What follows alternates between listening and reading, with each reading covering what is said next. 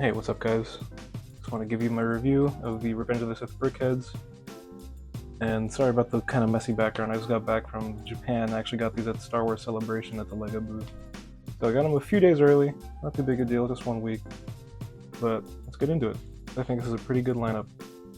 So, first, probably my second favorite is Anakin, rocking the Revenge of the Sith haircut. I think they did a pretty bang up job on. It really captures that sort of, just like the silhouette of Vader's helmet, which I always thought was kind of cool foreshadowing. A lot of wedges, cheese slopes. Pretty messy, but clean at the same time. He's wearing his black Jedi robes, printed piece. And then, of course, you could swap out the faceplate for another 1x4 to give him his Sith eyes. A little evil. Of course, he should be probably wearing a hood, but I think I like him more with his regular non-Sith eyes. And then just going in order here, I have Padme in her pregnant dress near the end on Mustafar. 360. Ponytail. Little cheese slopes represent the skirt. No Easter eggs on the inside, as others have mentioned about Luke and Leia. Just a half round piece, which is nothing too crazy. Printed piece on the dress. Pretty nice. But no inclination of a baby bump or anything like that. And this is just me, but I don't know, I'm just not that into BrickHeadz, but it kind of seems like she has a really big 5 head going on here. There's just nothing breaking it up. But it is what it is, I guess. I'm going to skip the one in the middle here, because I gotta save the best for last.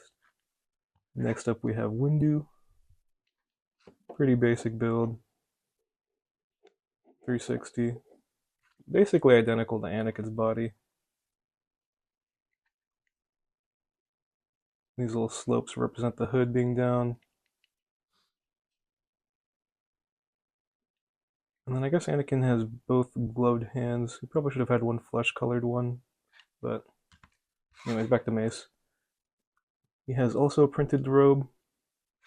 And I guess I'll bring Anakin back for this.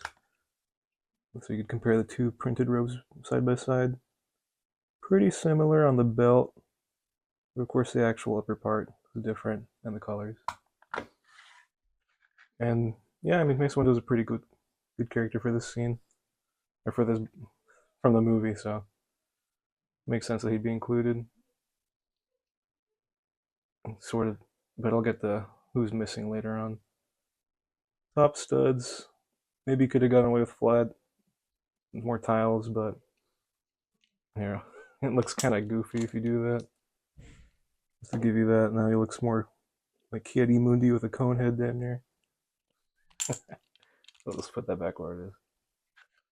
I mean, pretty basic, it's solid BrickHead. Next we have Palpatine wearing the black robes. 360, hood up.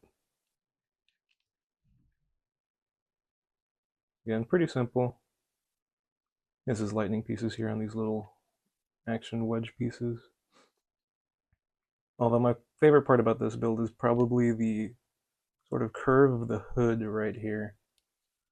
Kind of hard to tell, but it's using a 1x1 edge, a snot piece with a cheese slope to really make it flush with the robe on the torso there. Sorry for the fingerprint smudges. Hopefully you could get that. Yeah.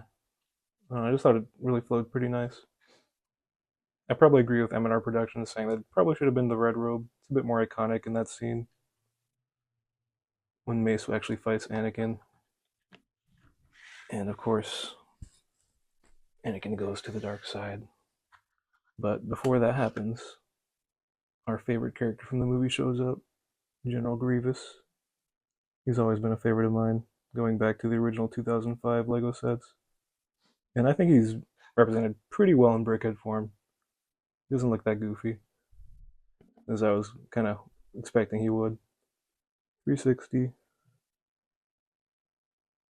Some green transparent bricks to represent his inside organs from the movie. And then here, his arms. simple little wedge slots, or angle piece? I forget what the actual name is for that. It's just a simple... Oh man, I'm blanking. But if you built Lego before, you know what these pieces are. It's pretty simple. And not that much movement. If you go that high, that low. But then it really does give sort of the illusion of the forearms. You gotta keep it kind of tucked in though, so it doesn't really break proportions too much. Printed mouthpiece. And this might be hard to show up on camera, but my wedge piece actually had a defect up here. You can't really see it. It's just, it was molded too quick, I'm assuming. I didn't really get the final gloss up here. It's not showing up. I'll try to find a good picture to show you guys. But yeah, in my opinion, Grievous is definitely the highlight of the set. Coolest looking BrickHead I own. And I don't really have that many, but I do have, funnily enough, all the ones that would round out Revenge of the Sith. So you might be seeing, like, here's a lot of the main cast of the movie, but it's missing, obviously, Obi-Wan. And that's probably because Obi-Wan's BrickHead is still available from his show. This one's a bit dusty, I just got it off the shelf, forgive me. And he has brick-built robes instead of the printed pieces. I think they both have their place. I like both. And he looks similar enough to what he did like in episode 3. Maybe the beard's a bit too prominent, but you could have Anakin and Obi-Wan together. Padme for the Mustafar trio.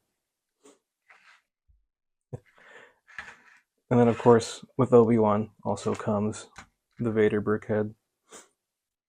He's using the red lenses, which is inaccurate to Revenge of the Sith, but it's an easy enough swap. It's just two slow pieces. Equally dusty, but this is not a review of this set. And also to round out Revenge of the Sith, finally we have the Commander Cody BrickHead. So if you want to have your little Utapau setup, you could have these three gang showing up. I think if you want to do a Revenge of the Sith lineup, you may as well try to get everyone who should be here.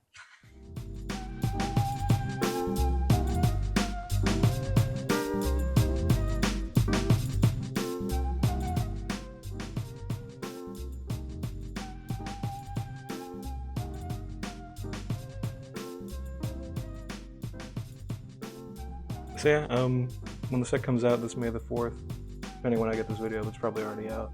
I do recommend it, especially if you have any of the other ones. This is a good lineup. I've never been that big into BrickHeads.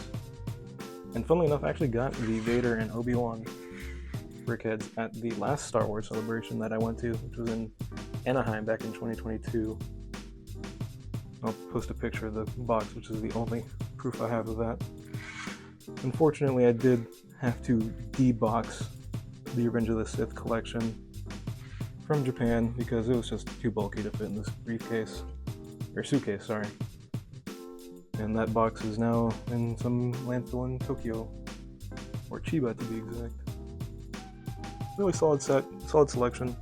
Grievous definitely the standout. Coolest looking one out of the bunch, IMO. And if you like BrickHeads, I know they kind of get a bad rap of just being Lego's version of Funko Pops, but I don't know. Once you have them in hand and build a few, they kind of start growing on you. Really simple builds, like 10 minutes max for each. So like I said, here's the proof of the 2022 celebration box. I managed to keep this one. I only drove down to LA, so no suitcase space to fill out. Falling apart here. So, solid lineup. As you can see in the background, I do have quite a big collection. I want to get around to making videos and reviewing a bit of the older sets I have. I'm not sure what format I'm going to go for on this channel, but leave a comment, let me know your thoughts. If you're going to pick up the new BrickHeads when they come out, remember to like, comment, and subscribe. Thank you.